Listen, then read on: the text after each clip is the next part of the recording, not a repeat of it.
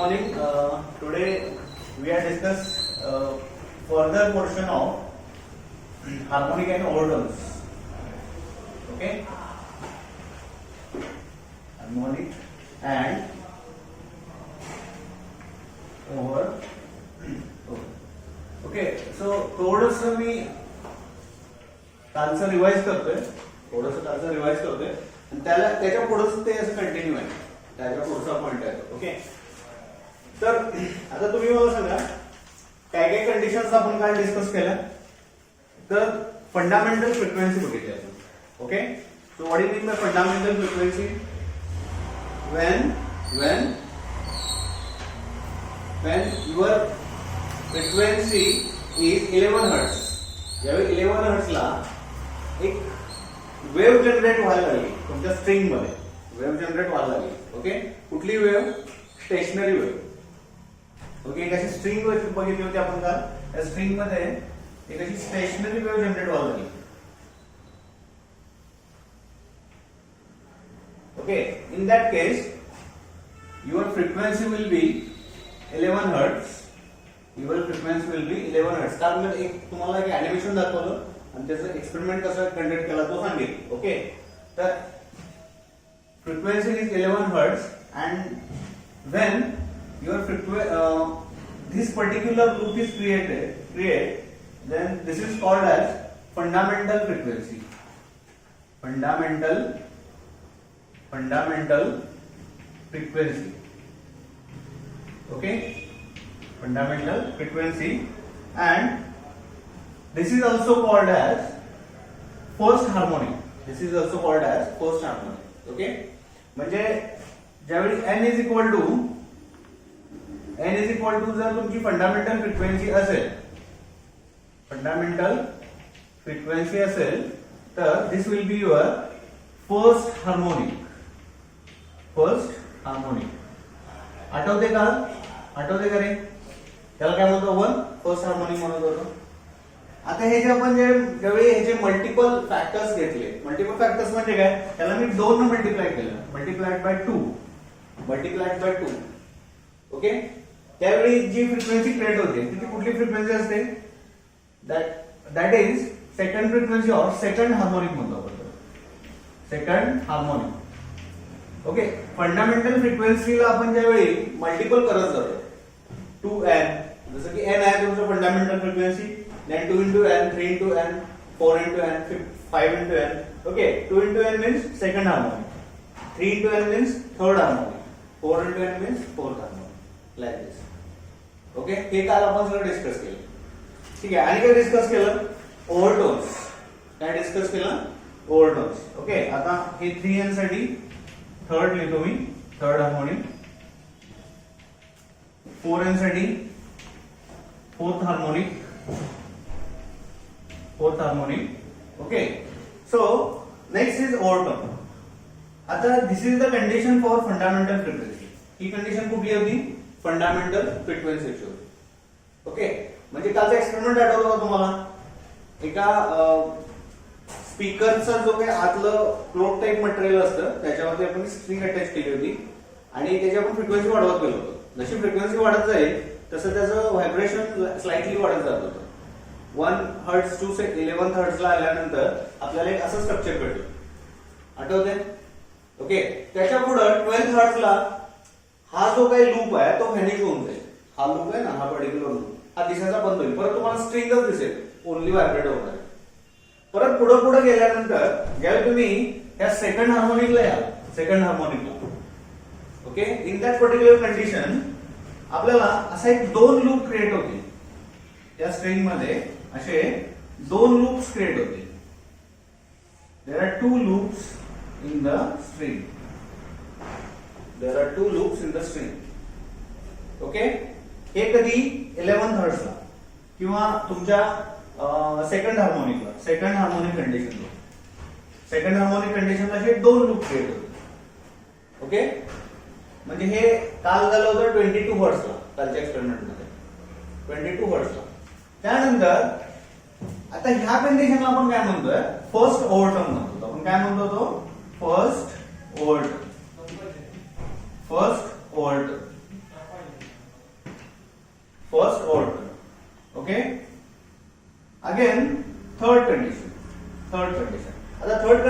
कुठली होती 3 into n साठी.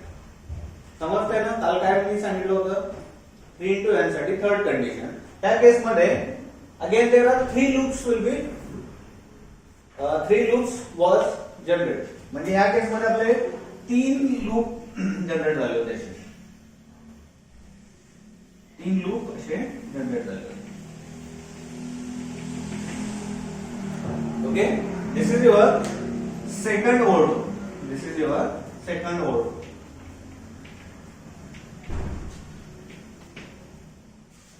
ओके, सेकंड ओळ. क्लिअर? त्या गोष्टी आठवल्या? कालचं थोडंसं आपण रिवाइज केलं. आता याच्या पुढे बघूया. ओके, आता आपण एक चार्ट बनवूया. ओके, आपण काय करूया, एक चार्ट बनवूया. हा चार्ट तुमच्या पुढे काही कंडिशन्स आहेत. आपल्याला काय करायचं आता, आपल्याला मोड्स ऑफ व्हायब्रेशन स्टडी करायचं. पुढचा जो पॉइंट आहे तो आहे मोड्स ऑफ व्हायब्रेशन. आता मोड्स ऑफ व्हायब्रेशन दोन कंडिशन मध्ये, ट्रान्सव्हर्स वेव्ह साठी आणि लॉंजिट्युडनल वेव्ह साठी. ओके, आउट म्हणजे मोड्स ऑफ व्हायब्रेशन आपल्याला डिस्कस करायचं. त्याच्या आधी आता तुम्हाला चार्ट परफेक्ट लक्षात राहिला, त्याच्या काय सगळ्या कंडिशन्स, तर तुम्हाला ते पटपट ते यूज करता येईल पुढच्या पॉइंट्स मध्ये किंवा पुढच्या जे छोटे छोटे डेरिव्हेशन्स आहेत तिथे आपल्याला ते यूज करता येईल. ओके, तर तो चार्ट बनवताना आपल्याला काय करायला लागेल सांगा. असं म्हणूया आपण, पहिलं म्हणूया type of loop. Type of loop. Okay, इधर येईल serial number, type of loop. Okay, nature of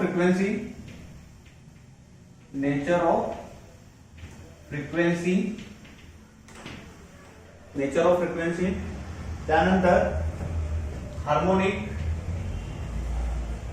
number of harmonic,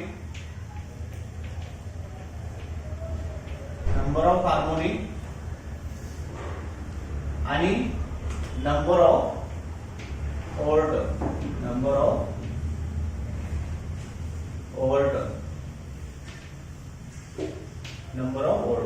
okay, आता ही लिस्ट काय कुठं नाही आहे, पण ही लिस्ट तुमच्या लक्षात राहिली तर ह्यावरचे क्वेश्चन तुमच्या सीईटीला, जेईला आणि नीटला त्या कॉन्सेप्टवरचे क्वेश्चन डेफिनेटली विचारले जातात. ओके, आता ह्यामध्ये काय होतं, तुम्हाला एक लूपचा टाइप देतात क्वेश्चन मध्ये. एका लूपचा टाइप देतात, त्यामध्ये तुम्हाला नंबर ऑफ हार्मोनिक किंवा नंबर ऑफ ओव्हरटोन्स विचारले जातात. खाली ऑप्शन ते तुम्हाला करेक्ट ऑप्शन सिलेक्ट करायचा असतो. काय करायचा असतो, करेक्ट ऑप्शन सिलेक्ट करायचा. हा तुम्ही जर चार्ट लक्षात ठेवला, ओके, कालच्या आपण ज्या कंडिशन्स डिस्कस केल्या त्याचा हा तुम्ही चार्ट लक्षात ठेवला की तुमच्या बरोबर तो क्वेश्चन क्लिक होईल. ओके, हा तुमच्या नोट्स मध्ये हा चार्ट इन्क्लूड करून घ्या. ठीक आहे, आता पहिला लूप आहे हा फर्स्ट लूप. ओके, आता कुठल्या टाईपच्या फ्रिक्वेन्सीला बनतं म्हणून असं लूप, फंडामेंटल फ्रिक्वेन्सीला. कुठल्या टाईपच्या फ्रिक्वेन्सीला बनतं, fundamental फ्रिक्वेन्सीला.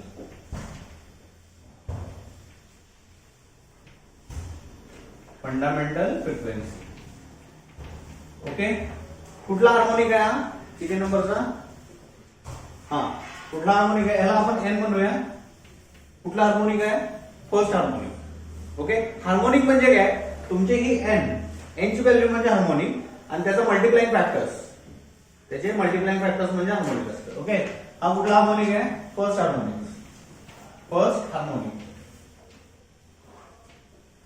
Okay, what about overtone. इथे ओव्हरटोन होतं का, नाही, डॅश. ओव्हरटोन कधी होतं, तुमच्या सेकंड लूप साठी. समजलं, सेकंड लूप साठी.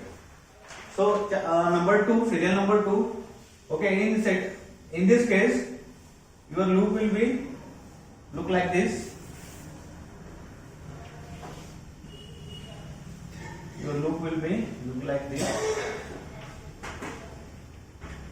Okay, It's not fundamental frequency. Only fundamental frequency is only this condition. Okay, that's not fundamental frequency. So directly dash. Okay, so how much number of second number? Second harmonic. Okay, and this is first overtone. This is first overtone. This is first overtone. This is first overtone. In third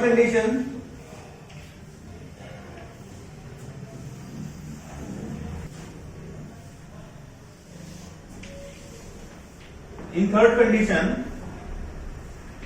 okay, your look like this. This is the structure of loop. Okay, इथं number of loops वाढलेत बघा. Stationary waves. Okay, this is also not fundamental frequency dash. Then this is third harmonic. This is third harmonic. This is third harmonic, and this is second overtone also. Second overtone also, and this is second overtone also. Second overtone also. हा, तुम्हाला आता CET साठी कसा question विचारला जाईल? 2 मिनिटं बघा, मग लिहून घ्या. 2 मिनिटं बघा. तुम्हाला आयदर एखाद्या लूपचा फिगर दिलेला आहे क्वेश्चन मध्ये, आणि तुम्हाला त्याचं नंबर ऑफ हार्मोनिक विचारलं जाईल फर्स्ट सेकंड थर्ड खाली ऑप्शन मध्ये. तो तुम्हाला सिलेक्ट करायचा आहे. आयदर ओव्हरटोन विचारलं जाईल. ओके, आणि जर ही कंडिशन असेल तर नन ऑफ अबाव असा एक ऑप्शन असतो त्यामध्ये, तो सुद्धा ऑप्शन असू शकतो. ठीक आहे, तुम्हाला काय करायचं आहे, हा चार्ट लक्षात ठेवायचा आहे. काल आपण ज्या कंडिशन डिस्कस केल्या त्यावरून तो तयार झाला. काल आपण जो एक इमॅजिनरी एक्सपेरिमेंट केला इथं, त्याचे एक रिझल्ट होते, ते रिझल्ट आहेत. हे तुम्हाला बुक मध्ये नाही मिळणार, पण ह्यावरती क्वेश्चन डेफिनेटली असतो. ओके, आता आपण नेक्स्ट पॉइंट मध्ये मोड्स ऑफ व्हायब्रेशन बघायचे. ओके, मोड्स ऑफ व्हायब्रेशन बघायचे. हे संपवा आधी लिहून घ्या फक्त. आपल्याला मोड्स ऑफ व्हायब्रेशन बघायचे.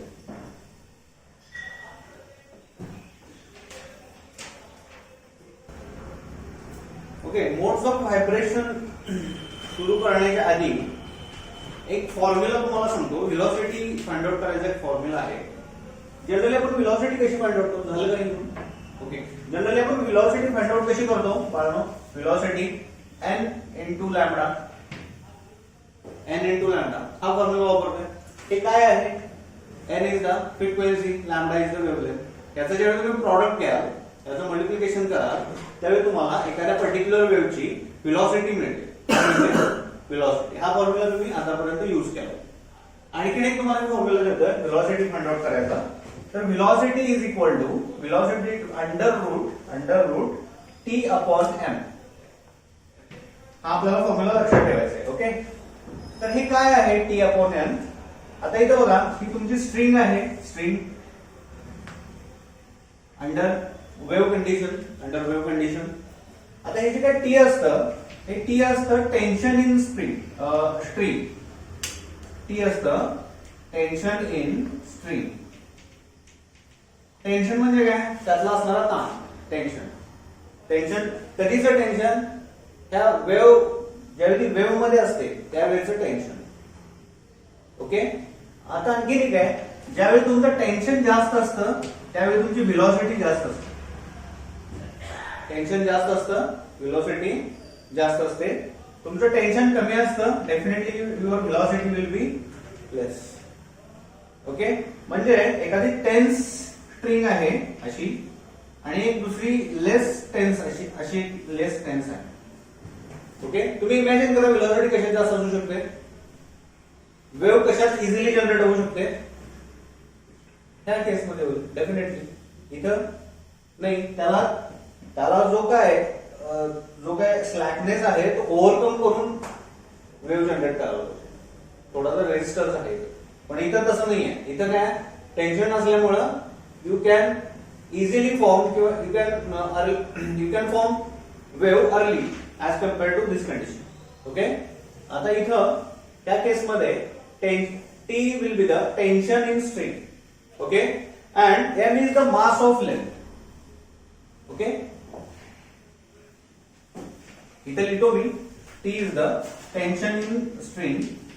Tension in string. Okay, and mass per unit length. M is the mass per unit length. M is the mass per unit length. Mass per unit length. M is the mass per unit length. What do you mean by mass per unit length? Okay, आता ही string आहे, याच्या per unit length मधलं मास आपण major करायचं. समजा इकडे लक्ष द्या, समजा हे डिस्टन्स आहे तुमचं 1 मीटर. समजा हे डिस्टन्स आहे 1 मीटर. या 1 मीटर मध्ये त्याचं मास किती आहे? What is mass? मास काय असतं? मास ही कॉन्सेप्ट माहिती आहे ना तुम्हाला? ओके, मास मध्ये त्या बॉडी मध्ये असलेला कंटेंट. ओके, मास म्हणजे त्या बॉडी मध्ये असलेला कंटेंट आपण जो न्यूटन मध्ये मेजर करतो. ओके, आता माझ्या बॉडीचं मास. ओके, मास आणि वेट यामध्ये काय डिफरन्स आहे?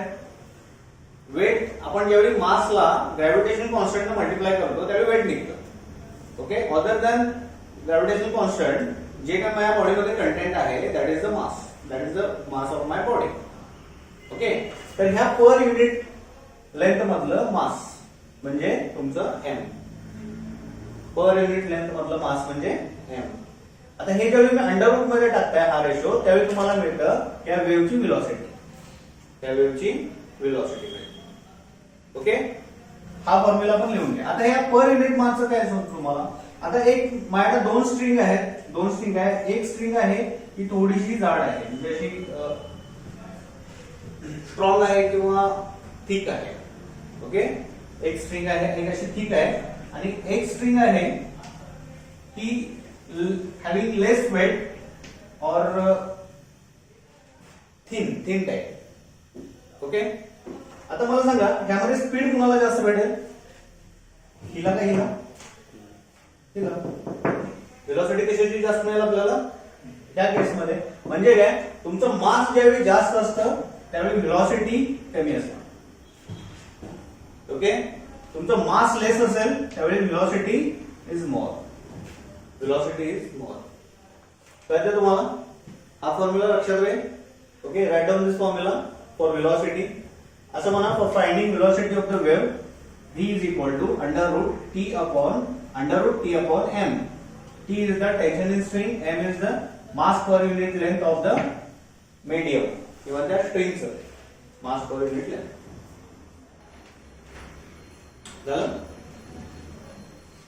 आता आपल्याला modes of vibrations in string हे स्टडी करायचं आहे. तर तुमचं व्हायब्रेशन कसं होणार आहे प्रत्येक मोड मध्ये? इथं लक्ष द्या, या चार्ट मध्ये इथं आपल्याकडे 3 कंडिशन्स आहेत. There are 3 conditions. ओके, त्या 3 कंडिशन्स मध्ये म्हणजे कशा टाईपचं व्हायब्रेशन क्रिएट होणार आहे ते आपल्याला इथं अनालाइज करायचं आहे. तर पहिल्या कंडिशन मध्ये तुमची असते फंडामेंटल फ्रिक्वेन्सी. त्या केसमध्ये तुमचं मोड ऑफ व्हायब्रेशन काय असणार त्याचा एक तुम्हाला फॉर्म्युला डिराईव्ह होईल. तो फॉर्म्युला आपल्याला नंतर कॅल्क्युलेशन मध्ये यूज करायचा आहे. नंतर सेकंड कंडिशन मध्ये हे असेल, it's not fundamental frequency, it is the multiplication factor of fundamental frequency. याचा एक मल्टिप्लाइंग फॅक्टर घेतला त्या फंडामेंटल फ्रिक्वेन्सीला, जसं की आपण 2 into n करतोय. जसं की आपण 2 into n करतोय, that is the second harmonic. ह्या कंडिशन मध्ये व्हायब्रेशन कसं क्रिएट होतं? या केसमध्ये व्हायब्रेशन कसं क्रिएट होतं?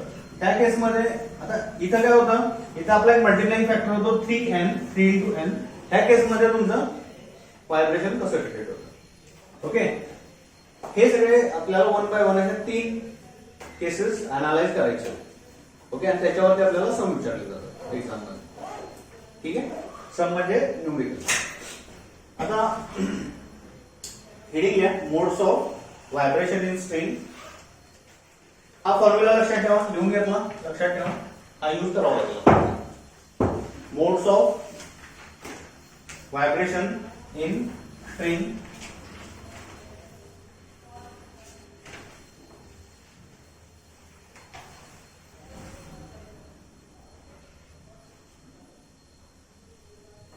Modes of vibration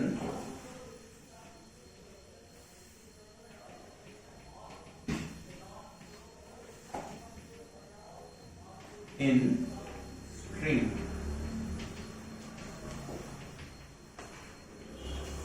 Modes of vibration in string. Okay. So first case, fundamental frequency. Fundamental frequency. Fundamental modes of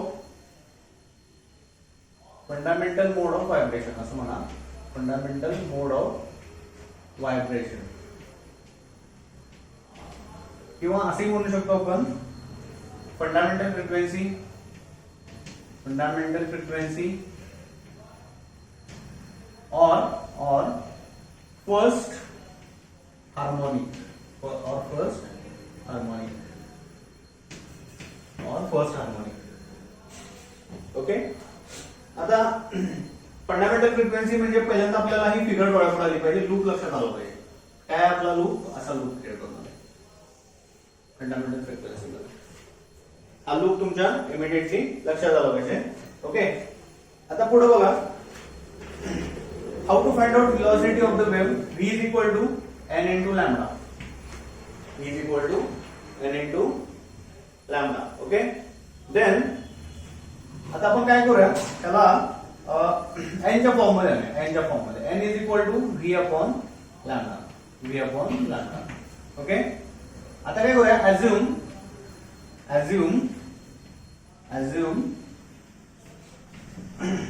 n is the fundamental frequency. He G n आहे ना, याची n ही fundamental frequency म्हणजे ही frequency याचा आपण consider करूया की जिची value 11 hertz आहे. पहिल्यांदा तिथं तुमचा इनिशियल लूप जनरेट होणार आहे. n is the fundamental frequency असं आपण कन्सिडर करूया, अज्युम करूया. ती कुठली अदर फ्रिक्वेन्सी नाही, म्हणजे त्याची 1 2 3 4 व्हॅल्यू नाही आहे किंवा 12 11 नाही आहे, फक्त हे नाही आहे, 12 किंवा 13 नाही आहे, 11 आहे. म्हणजे त्यामध्ये असा लूप क्रिएट होतो, अशी फ्रिक्वेन्सी फंडामेंटल फ्रिक्वेन्सी. त्यानंतर आपल्याला अज्युम करायचं आहे lambda is the wavelength. Lambda is the wavelength. ही लॅम्बडाची व्हॅल्यू आहे, ही वेव्हलेंथ आहे. Lambda is the wavelength of the frequency किंवा वेव्हलेंथ ऑफ द वेव्ह. त्यानंतर v is the speed. v is the speed. Okay. But आपल्याकडे एक मी माहिती तुम्हाला फॉर्म्युला सांगितला, बट इथे घ्या आता थोडं. But v is equal to under root of t upon m. t upon m हा एक आपल्याला फॉर्म्युला आहे. ठीक आहे. आता इथे बघा,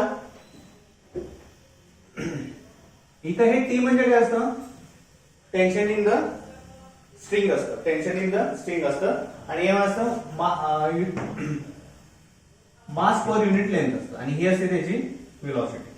आता इथे या, इथे बघूया आता आपण, हे तुमचं नोड आहे, हे काय नोड आहे, याची अँप्लिट्यूड 0 असतं. आणि हे अँटी नोड आहे, याची अँप्लिट्यूड मॅक्सिमम असते. ठीक आहे.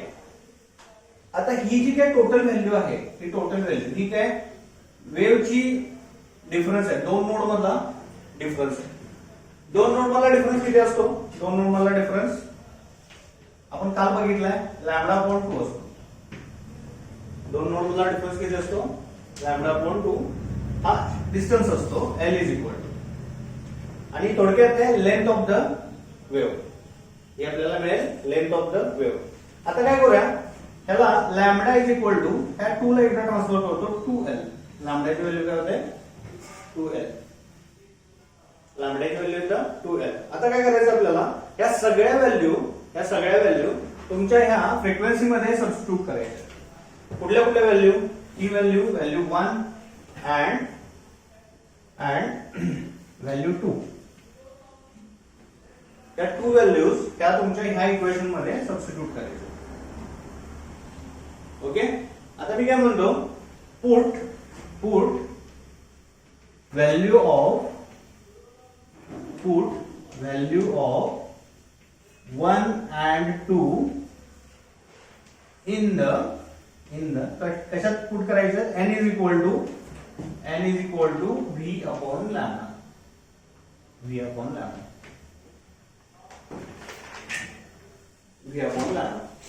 Okay.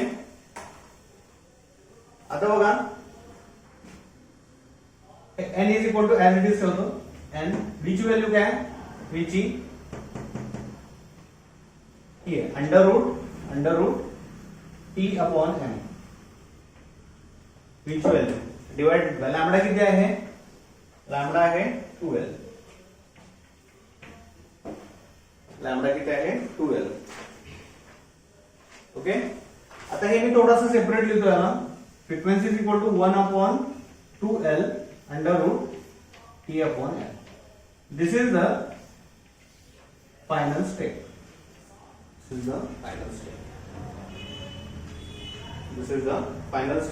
and this is the fundamental frequency.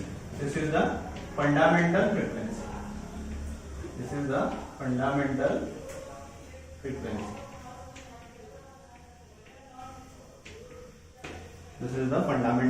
frequency. कशाची फ्रिक्वेन्सी, व्हायब्रेशनची फ्रिक्वेन्सी.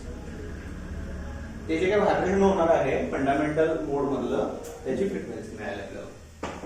राईट नाउ समजलं, काय डाऊट आहे, रिपीट करूया, सांगा, रिपीट करतो, काय डाऊट आहे का. और फर्स्ट हार्मोनिक म्हणायला, एनची मध्ये काय असं म्हणालो, फर्स्ट हार्मोनिक असतं ना एन म्हणजे फर्स्ट हार्मोनिक. झालं सगळ्यांना, ओके. आता हे फर्स्ट केस बघितले आपण, फंडामेंटल मोड ऑफ व्हायब्रेशन. आता सेकंड केस मध्ये, सेकंड मोड ऑफ व्हायब्रेशन, आता फर्स्ट मोड ऑफ व्हायब्रेशन होता, आता सेकंड मोड ऑफ व्हायब्रेशन बघायचं आपल्याला.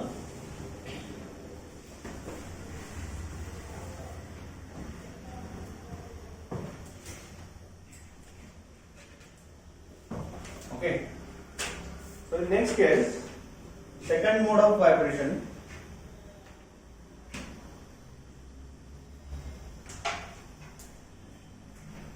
Second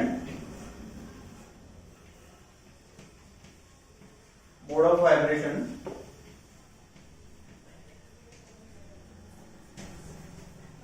त्याला फर्स्ट ओव्हरटोन सुद्धा म्हणतो आपण.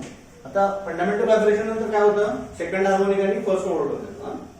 त्याला आपण फर्स्ट ओव्हरटोन सुद्धा म्हणतो, फर्स्ट ओव्हरटोन.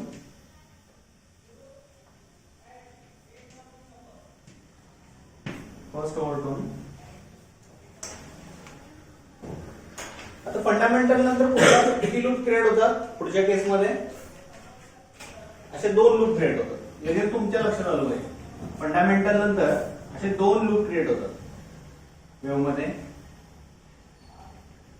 याची व्हॅल्यू असेल 22 हर्ट्झ, कालच्या एक्सपेरिमेंट मध्ये पण बघितलंय. त्यानंतर असे 2 लूप क्रिएट झाले. ओके, आता मला सांगा, जनरली अँटीन हे जे काय नोड टू नोड डिस्टन्स किती असतं, node to node distance lambda by 2. हे नोड टू नोड डिस्टन्स असतं लॅम्बडा बाय 2. त्या नोड टू नोड किती असेल, लॅम्बडा बाय 2, बरोबर. आता हे टोटल लेंथ किती मिळेल मग मला सांगा, टोटल लेंथ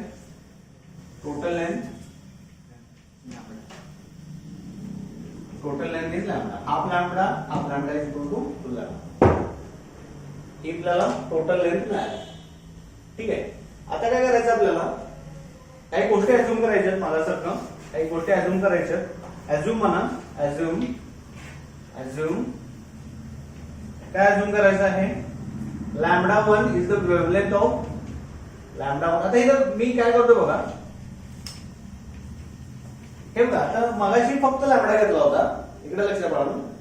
मगाशी फक्त लॅमडा घेतला होता, इथं लॅमडा 1 घेतोय. का घेतोय? कारण आपण सेकंड फेज लावतोय. परत लॅमडा घेतला तर कन्फ्युजन होतं, बरोबर.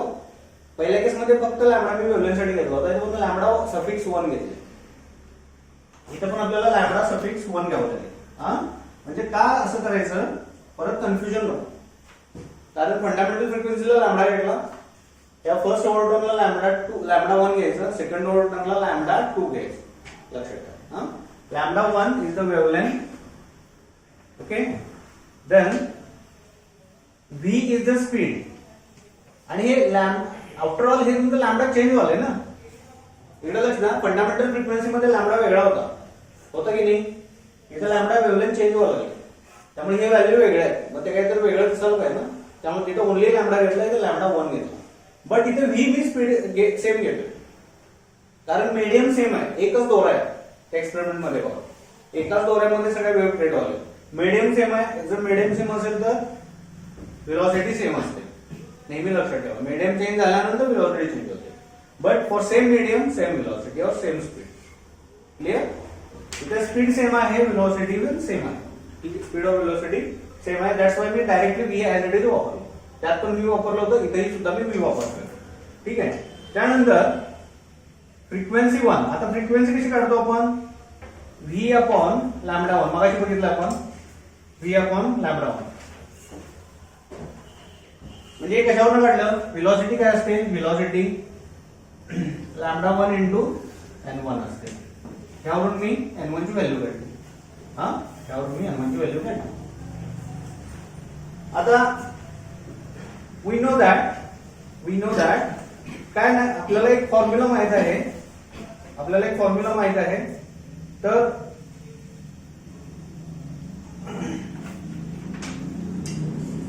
बट v म्हणजे काय असतं? Under root of t upon m. Okay. आता याला मी म्हणतो, ह्याला व्हॅल्यू 1 म्हणतो.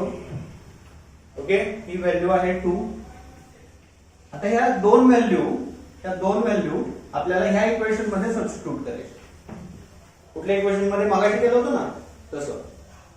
n1 is equal to v upon lambda 1 मध्ये आपल्याला सबस्टिट्यूट करायचे. ओके. तर काय म्हणा? Put value of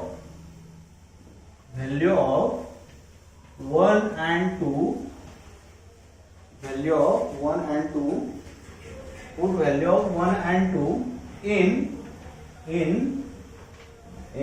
n1 is equal to v upon lambda 1. n1 is equal to v upon lambda 1. Okay. So n1 will be v means under root t upon m divided by lambda 1 is the L.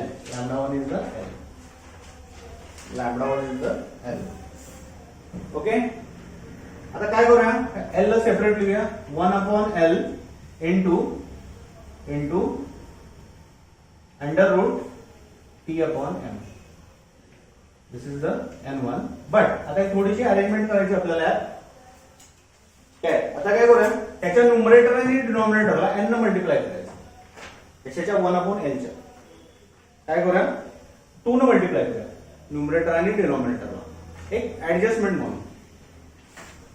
त्याच्या 1 ला सुद्धा 2 न multiply करूया आणि l ला सुद्धा 2 न multiply करूया. हे मीनिंग तेच राहतं. Okay. Under root t upon m.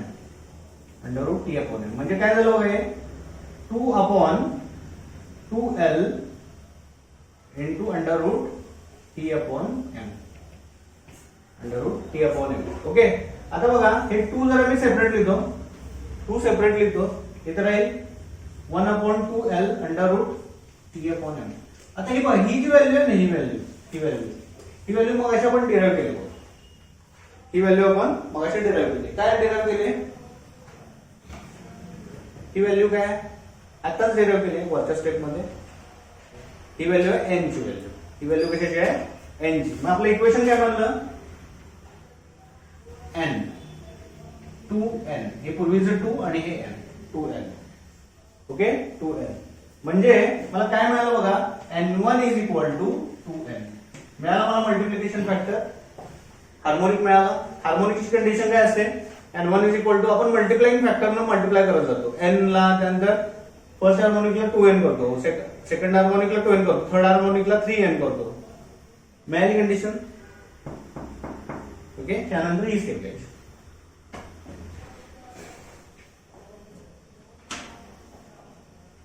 This is the second mode of vibration. This is the second mode of vibration.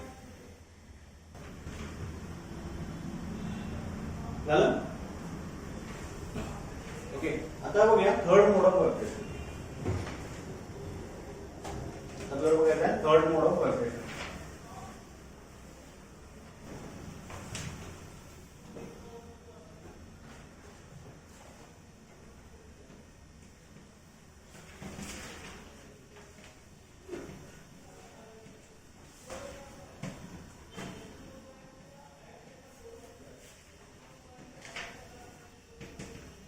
Third mode of vibration.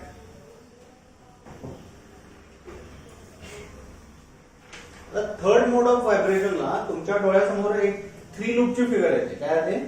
3 लूपची फिगर. Okay, second ओव्हरटोन. हा असतो तुमचा सेकंड ओव्हरटोन.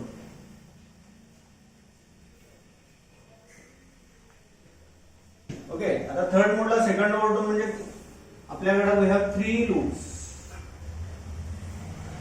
3 लूप जनरेट होणार आहे.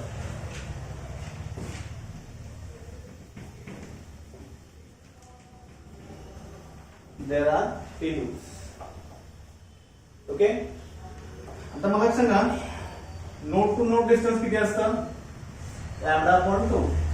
हे distance, हे distance, हे distance. हे distance lambda upon 2. This is also lambda upon 2.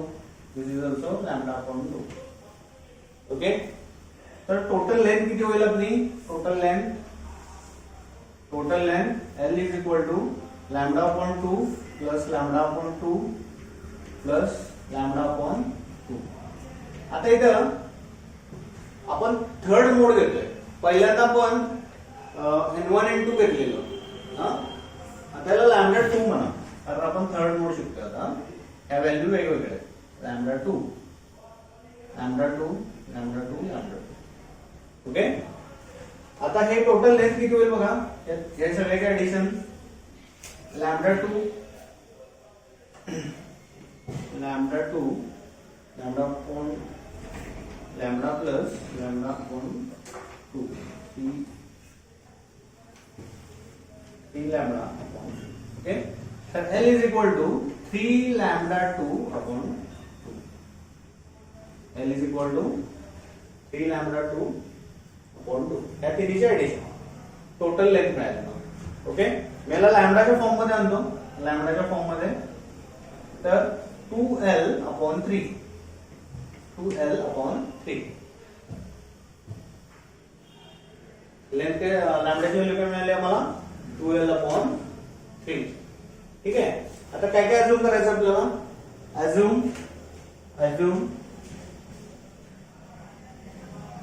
n2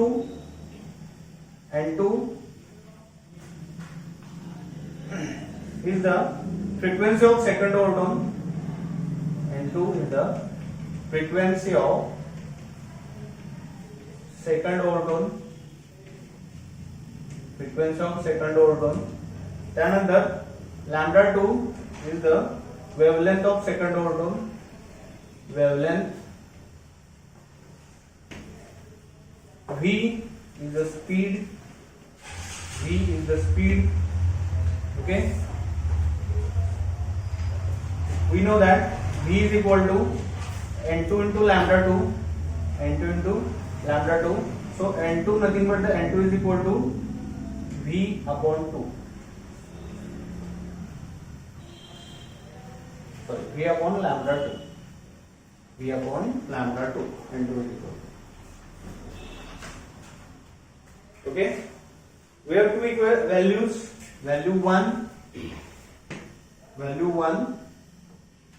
not it is value. So we have velocity काय असते त्या केस मध्ये under root t upon m.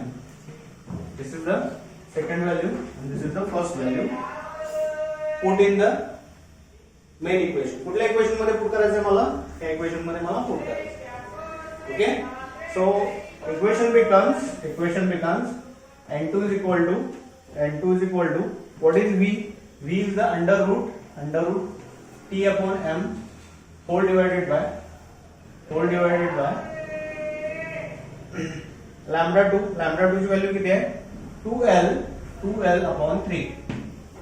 2l upon 3.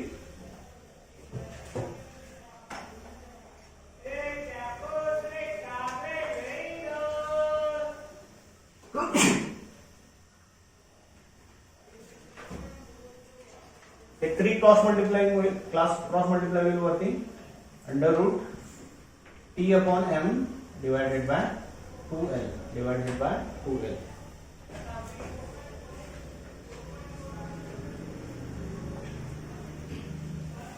आता बघा काय करतो मी 3 सेपरेट लिहितो इनटू 1/2 सेपरेट लिहितो 1/2 सेपरेट लिहितो किंवा 2l सेपरेट लिहितो. माझ्याकडे राहील t अपॉन m. आता ही व्हॅल्यू काय? ही व्हॅल्यू काय आपली? Value of n. तर 3 into n म्हणजे मला काय मिळालं? n2 frequency 2 is equal to 3 into n. This is the second overtone.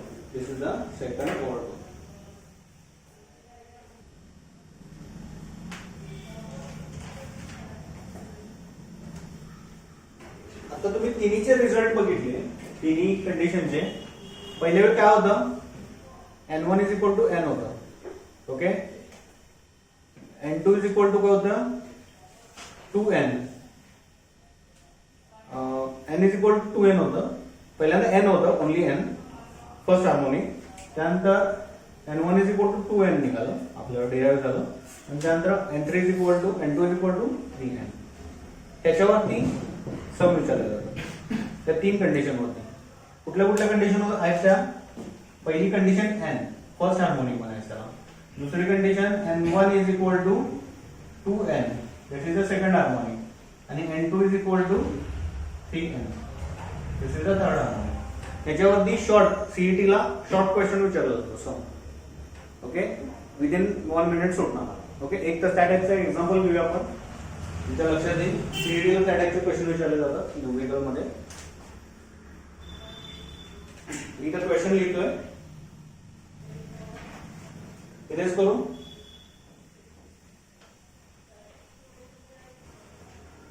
तर मी जो घेणार आहे या टाईपचे क्वेश्चन्स, शॉर्ट न्यूमेरिकल विचारतात सीईटी ला. मोठे न्यूमेरिकल विचारत नाही, थोडा वेळ नसतो कॅल्क्युलेशनचे. ऑलरेडी शॉर्ट न्यूमेरिकल असतात जनरली सगळे. ओके, काय क्वेश्चन आहे?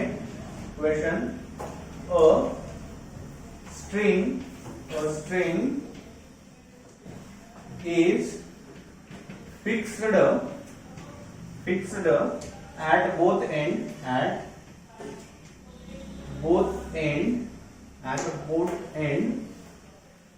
what is the ratio of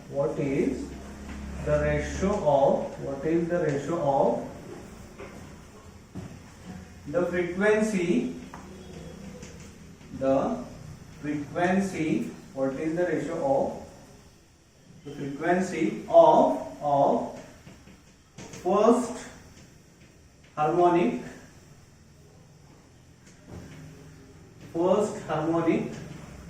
and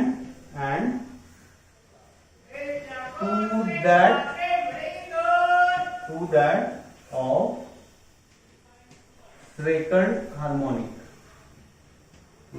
of second harmonic.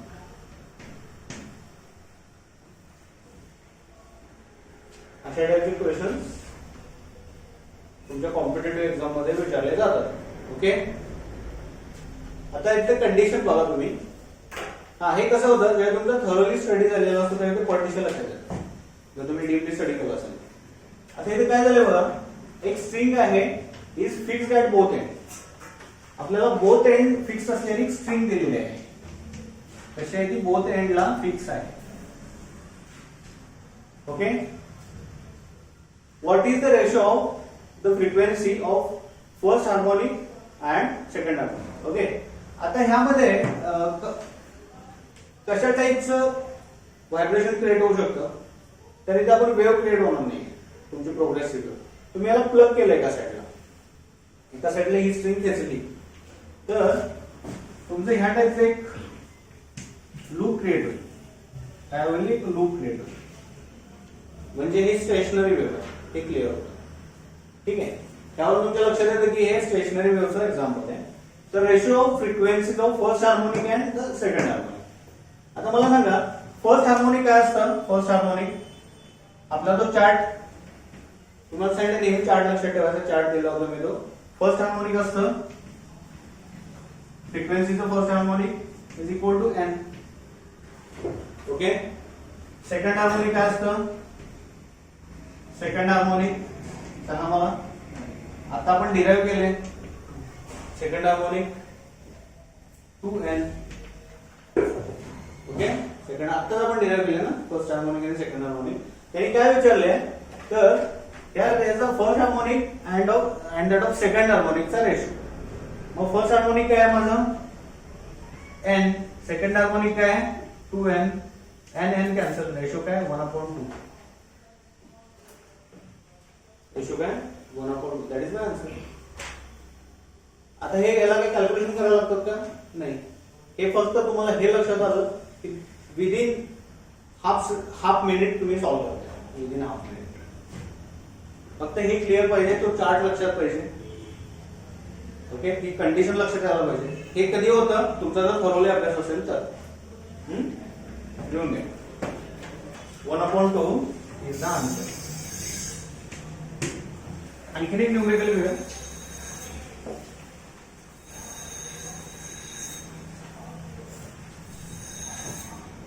So write down the velocity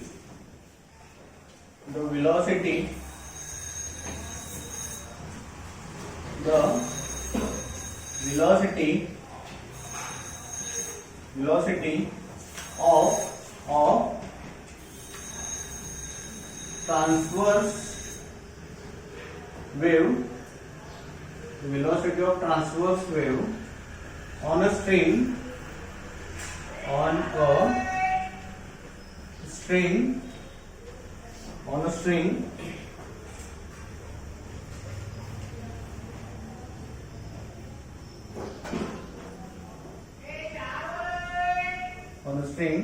length of 0.5 meter. The length of 0.5 meter.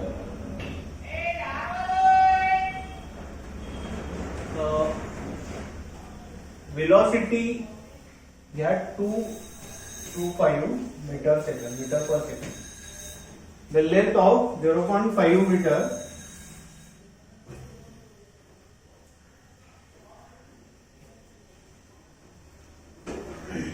त्यामधला ए कंडिशन आहे. ए condition what is the fundamental frequency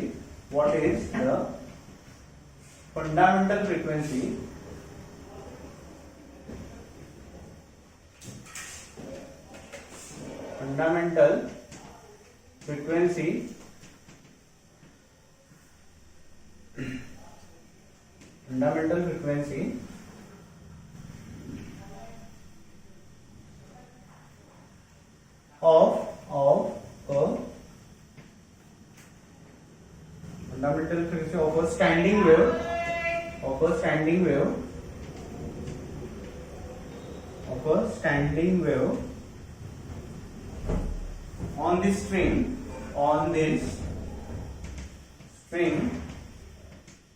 string if both ends are kept fixed. Okay. And B condition, while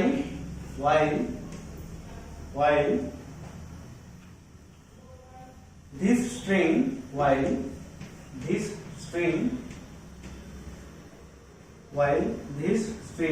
is vibrating, in a fundamental harmonic,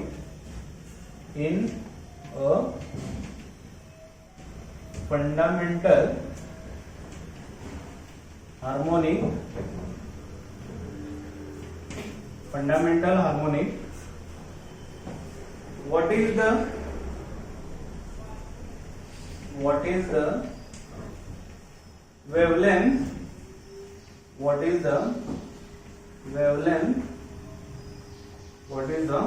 wavelength of second produced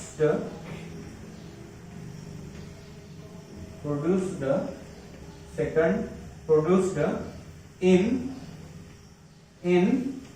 air velocity of sound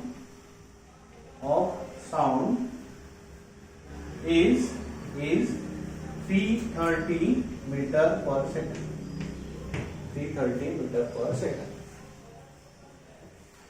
Write down question. पहिला, एक transverse वेव्हची velocity दिली आहे आपल्याला 225 metre per second. Okay, so given data लिहितो मी. Given data, एक velocity transverse wave आहे, त्याची वेलोसिटी दिली आहे 225 मीटर पर सेकंड. आणखी काय दिले, त्याची लेंथ दिली आहे 0.5 मीटर. म्हणजे जी काय दोरा आहे ना, त्या दोऱ्याची लेंथ आहे 0.5 मीटर. ओके, पुढे काय म्हटलंय, what is the fundamental frequency of standing wave on this string if both ends are kept fixed. काय आता ही जी काय 0.5 चा आहे ना, हा जो काय दोरा आहे त्या कंडिशन मध्ये सांगितलंय तो फिक्स आहे, बोथ एंडला फिक्स आहे. हा दोरा आहे ना, तो बोथ एंडला फिक्स आहे. ओके, आता कशी फ्रिक्वेन्सी क्रिएट होणार आहे, त्याला प्लग करावं लागेल आपल्याला. प्लग केल्यानंतर एक अशी फ्रिक्वेन्सी क्रिएट होईल, किंवा असा एक लूप क्रिएट होईल. तर त्याची लेंथ त्यांनी दिली आहे 0.5. लेंथ दिली आहे 0.5. ही 0.5 लेंथ आहे. ओके, पुढे काय म्हटलंय, kept fixed. What is the fundamental frequency. Fundamental frequency म्हणजे काय करतो आपण, व्हॅल्यू ऑफ एन काढतो. N1 म्हणजे तुमचा फर्स्ट हार्मोनिक असतो, N2 म्हणजे सेकंड हार्मोनिक अँड फर्स्ट ओव्हरटोन असतो. तो विषय नाही, फक्त फंडामेंटल फ्रिक्वेन्सी काढायची. कुठली फ्रिक्वेन्सी, फंडामेंटल एन काढायला सांगितलं आपल्याला, एन. ओके, आता एन कुठे मिळतं आपल्याला, तर वेलोसिटीचा एक फॉर्म्युला आहे, velocity is equal to n into lambda. Okay, n into lambda. आता माझ्याकडे काय काय बघा, गिवन डाटामध्ये काय काय ट्रायंगल असते, लास्ट बेंच. गिवन डाटामध्ये माझ्याकडे वेलोसिटी आहे. ओके, त्यानंतर वेलोसिटी आहे, एन आहे का, एन मला काढायचं, फाइंड आउट करायचं आहे, आणि लॅम्बडा आहे. लॅम्बडा कसा काढायचा, तर ह्याच्यावरून वेव्हलेंथ काढायची. ही ऍज इट इज वेव्हलेंथ पकडता येते का, नाही, ही लेंथ आहे, it's not wavelength. Node to node distance दिलाय. नोट टू नोट डिस्टन्स किती असतो बाळांनो, node to node distance lambda by 2. Node to node distance, आणि तो डिस्टन्स आहे एल, म्हणजेच ते आहे 0.5. लक्षात येते, 0.5. लॅम्बडा बाय 2 म्हणजेच 0.5 आहे, नोट टू नोट डिस्टन्स, तो म्हणजे 0.5 आहे. ओके, मला लॅम्बडा कसं करणार मी, lambda is equal to 0.5 into 2. Okay, lambda किती, lambda is equal to 1.0 metre. Frequency किती येईल, सॉरी वेव्हलेंथ किती येईल, 1.0 म्हणजे 1. ओके, आता मला काढायचे आहे लॅम्डा पण मिळाला. आता व्हेलॉसिटी किती आहे 225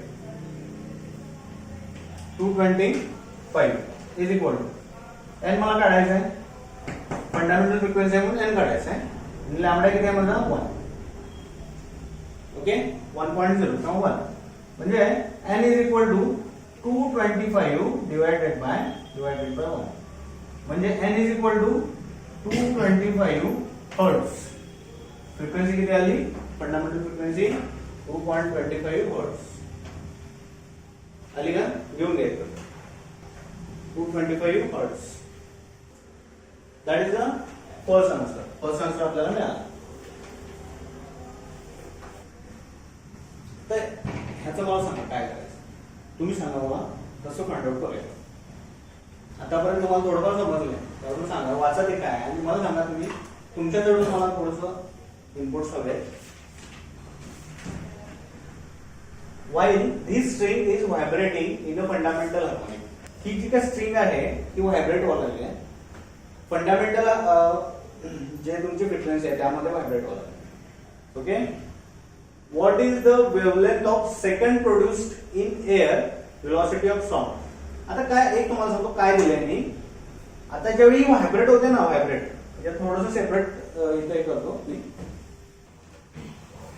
ज्यावेळी ही जी काही फिक्स्ड रोप आहे तो त्याची जी काही फंडामेंटल फ्रिक्वेन्सी आहे त्यामुळे असा एक लूप क्रिएट होतो.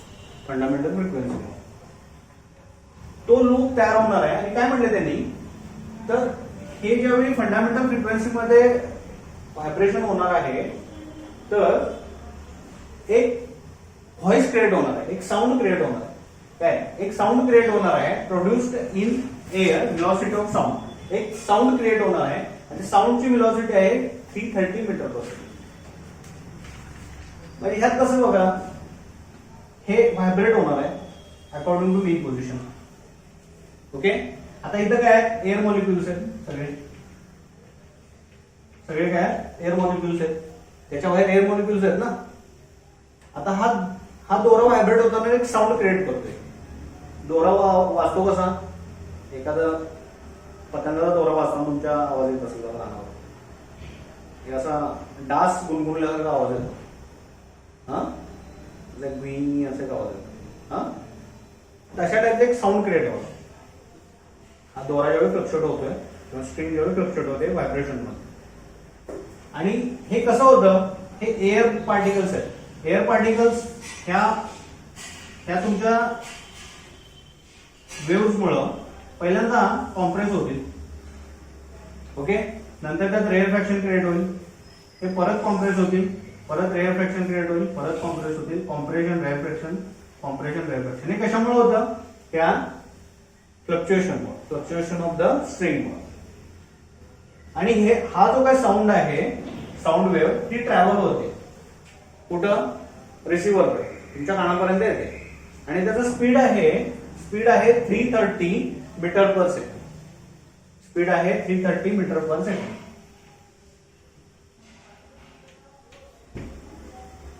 तर काय विचारले त्यांनी व्हॉट इज द वेवलेंथ. तर ही जी काय वेव्ह क्रिएट होणार आहे ह्याची वेवलेंथ विचारली. याची वेवलेंथ विचारले. काय करणार सांगा तुम्ही मला. म्हणजे तुम्हाला विचारले काय विचारलंय तुमच्या लक्षात आलं. ही जी काही साऊंड वेव्ह क्रिएट होणार आहे ना याची वेवलेंथ विचारली.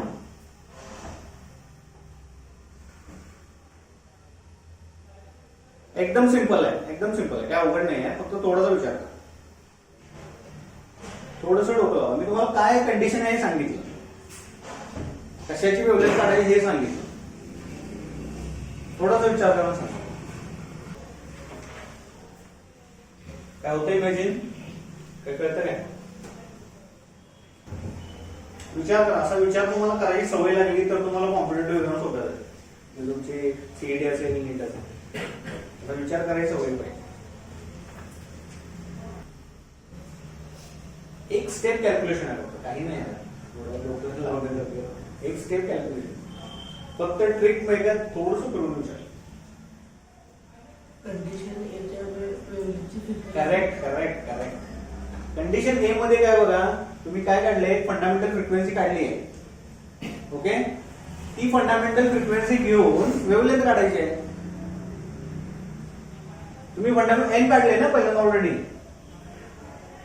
250 हर्ट्ज 225. ते काय म्हटलं त्यांनी कंडिशन काय टाकली आहे, while this string is vibrating in fundamental harmonic. म्हणजे कुठल्या हार्मोनिक मध्ये, ह्या हार्मोनिक मध्ये ते व्हायब्रेट व्हायला. फंडामेंटल वर्ड आहे लक्षात आहे ना, हा बघा फंडामेंटल मध्ये व्हायब्रेट होते त्या ह्याच्यात. त्यामुळे ही एन ची व्हॅल्यू ही वापरायची आपल्याला, कारण ऑलरेडी आपण वरती फाइंड आउट केली ना तुमची फंडामेंटल फ्रिक्वेन्सी. ही व्हॅल्यू आपल्याला वापरायची. ही व्हॅल्यू जर मी इथं घेतली, n is equal to 225 hertz. Okay, आणि काय दिले मला, व्हेलॉसिटी दिली आहे. व्हेलॉसिटी 230 मीटर पर सेकंड दिली. ही माझी वीच व्हॅल्यू आहे, 2330 मीटर पर सेकंड आहे. ओके, काय विचारले, what is the frequency. Okay, आता ह्या दोन्ही व्हॅल्यू असलेला एक फॉर्म्युला असतो आपल्याकडे व्हेलॉसिटीचा. Velocity n into lambda, n into lambda. आता व्हेलॉसिटी काय 330 आहे तुमची. ही व्हेलॉसिटी वरची घेऊन चालणार नाही, कारण तुम्हाला साऊंड क्रिएट झालाय त्याची व्हेलॉसिटी दिली आहे. ही वरती पण एक व्हेलॉसिटी दिली आहे, ती पहिल्या केस मध्ये ती नाही घ्यायची. आपल्याला ह्या साऊंड साठीच अँप्लिट्यूड विचारलं आहे, नॉट अँप्लिट्यूड, वेव्हलेंथ विचारले. ह्या वेव्हचा वेव्हलेंथ विचारलाय. त्यामुळं हे जे व्हेलॉसिटी आहे ही सिलेक्ट करायची. ठीक आहे, मी 330 इज इक्वल टू एन मला फाइंड आउट करायचं आहे फॉर 330, आणि लॅम्बडा किती आहे, सॉरी एन घ्यायचंय मला 225, आणि मला लॅम्बडा वेव्हलेंथ कॅल्क्युलेट करायची.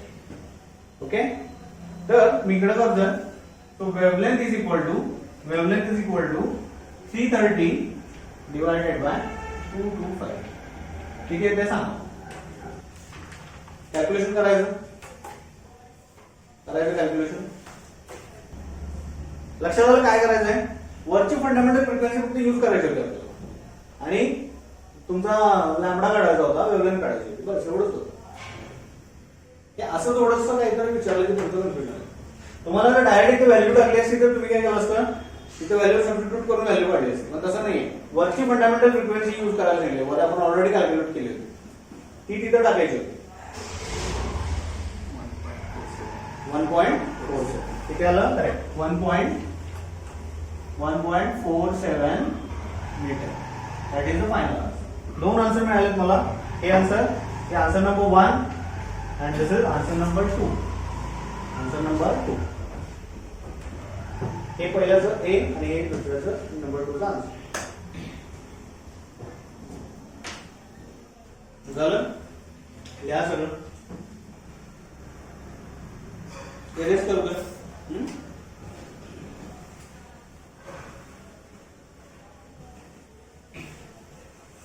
हे आपलं मोड्स ऑफ व्हायब्रेशन हा पॉइंट इथे ओव्हर होतोय. ओके, आपण हे काही सॅम्पल न्यूमरिकल्स घेतोय. आपण ज्या चॅप्टरच्या एंडला आणि थोडे न्यूमरिकल्स घेऊया, तुमच्यामुळे जास्त क्लिअर होईल. हे सॅम्पल न्यूमरिकल आहेत, हे तुमचे अनसॉल्ड मधलेच आहेत. मागे जे असतात अनसॉल्ड त्यातले जे न्यूमरिकल्स आहेत, हा त्यातला थोडं. ठीक आहे, तर ह्या टाइपचे काही न्यूमरिकल्स आपण परत घेऊया टॉपिकच्या एंडला. आता काय करूया, आपण थोडंसं पुढचा पॉइंट घेऊया. आता आपण मोड्स ऑफ व्हायब्रेशन बघितले, ते फक्त ट्रान्सव्हर्स वेव्ह मधले होते. ओके, ट्रान्सव्हर्स वेव्ह मधले होते. जे स्ट्रिंगचं काही एक्झाम्पल घेतलं होतं आणि त्याचे मोड्स ऑफ व्हायब्रेशन आपण बघितले. काल एक मी तुम्हाला म्हटलं ऑर्गॅन पाईपचं एक एक्झाम्पल दिलं होतं. ऑर्गॅन पाईप काय असते, organ pipe that is the longitudinal wave. एक लॉंजिट्युडनल वेव्ह होती. लॉंजिट्युडनल वेव्ह का होती, कारण दोन अपोजिट वेव्ह एका पाईप मध्ये इंटरफेअर करत होत्या आणि एक टाईपचं व्हायब्रेशन क्रिएट होत होतं. एक ऑर्गॅन पाईप काल काढली होती, आठवते का ऑर्गॅन पाईप. ओके, एक लॉंजिट्युडनल एक्झाम्पलचं एक एक्झाम्पल होतं. ह्या म्हणजे जी stationary wave create form in longitudinal wave, हे त्याचं एक्झाम्पल आहे. एक असा लूप मिळायचा आपल्याला. ओके, एक असा लूप मिळायचा, एक अशा टाईपचा लूप मिळायचा.